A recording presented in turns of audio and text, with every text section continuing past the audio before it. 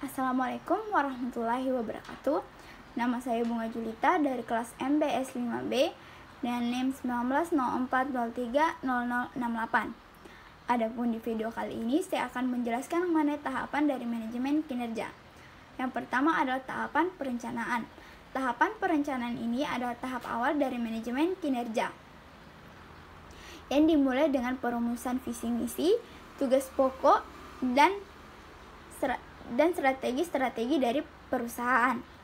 Nah, tahapan ini dimulai dengan perencanaan perusahaan yang diarahkan pada sasaran strategi atau Key Performance Indicator, standar kerja, dan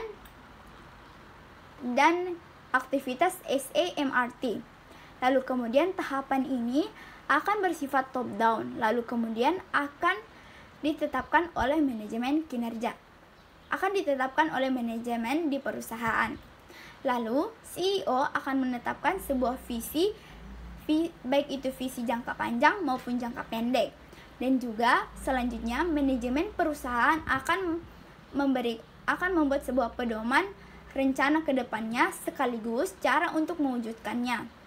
Lalu kemudian manajemen pada level bawah akan menerjemahkan rencana perusahaan tersebut ke dalam sasaran kerja, termasuk di dalamnya daftar tugas, target kerja, dan standar kerja harian lainnya.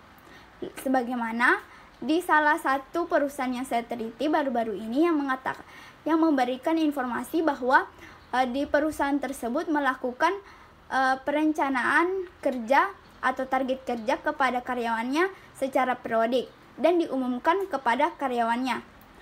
Lalu kemudian tahapan kedua adalah tahapan pelaksanaan dan pengawasan.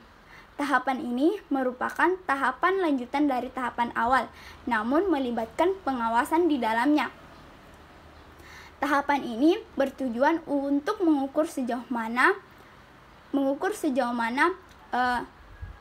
tugas harian di sebuah departemen atau divisi apakah sudah berjalan sesuai dengan arah sasaran dan tujuan organisasi secara umum. Di tahapan ini pula, seorang manajer diwajibkan untuk memberikan sebuah feedback, yaitu bertujuan untuk memperbaiki kekurangan, mengkoreksi kesalahan, dan meningkatkan kinerja karyawan. Nah, tugas lain dari seorang manajer pada tahap ini adalah bertujuan untuk berusaha untuk menyelesaikan permasalahan dari anggota timnya. Lalu kemudian tugas lain dari seorang manajer pada tahap ini adalah bertujuan untuk memastikan motivasi kerja karyawan terus meningkat dan berlangsung secara terus-menerus. Lalu kemudian tahapan ketiga adalah tahapan pengawasan dan pengevaluasian. Tahapan ini adalah tahapan yang melibatkan tim manajemen perusahaan, HRD, dan manajer di setiap divisi. Kemudian tahapan ini bertujuan untuk menilai sejauh mana rencana telah berjalan dan sasaran telah tercapai, dan apa saja yang menjadi kendala, lalu kemudian memperbaikinya di masa yang akan datang. Kemudian evaluasi ini juga dibutuhkan seorang manajemen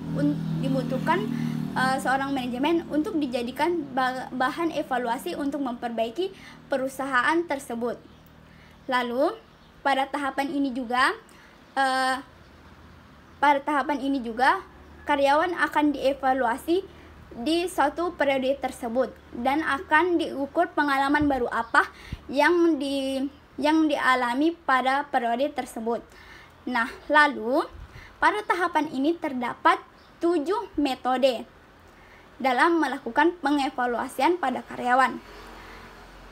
Metode yang pertama adalah metode menggunakan standar KPAI, yaitu metode ini dilakukan dengan cara mencatat rekam target, baik itu pencapaian individu maupun perusahaan. Yang kedua adalah dengan cara penilaian diri sendiri, yaitu cara yang dilakukan untuk menilai diri sendiri setiap individu. Yang ketiga adalah metode peer feedback.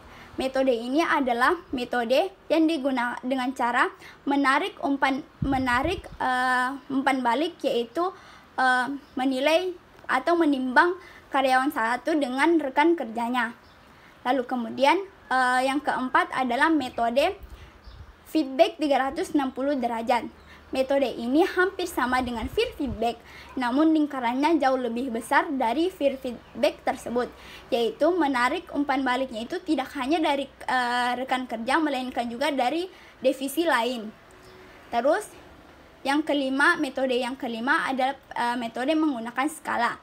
Metode ini dilakukan dengan cara mengukur kinerja karyawan tersebut di suatu bidang atau tugas tertentu.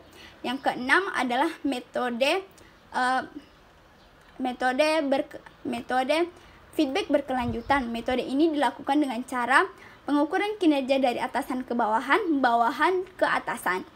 Yang terakhir adalah metode menggunakan waktu tertentu. Metode ini dilakukan dengan cara perusahaan menentukan waktu tertentu untuk menilai untuk mengevaluasi kinerja dari karyawan-karyawan, misalnya sebulan sekali, 1 tahun sekali, maupun seminggu sekali, tergantung dari perusahaan tersebut. Nah, kemudian tahapan terakhir adalah tahapan pemberian penghargaan, di mana tahap ini adalah tahap akhir dari manajemen kinerja.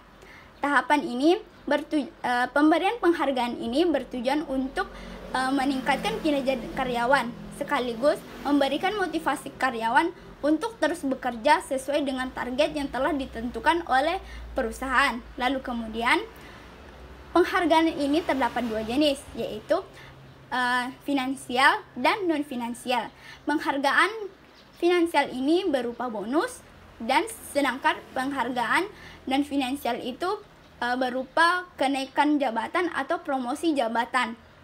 Nah, kemudian sebagaimana salah satu perusahaan yang saya teliti ini juga menjelaskan bahwa ketika karyawannya mencapai target di perusahaan, maka karyawan tersebut akan diberikan sebuah bonus oleh perusahaannya. Nah, itulah sedikit penjelasan saya mengenai manajemen kinerja. Sekian, wabillahi taufiq wal hidayah. Wassalamualaikum warahmatullahi wabarakatuh.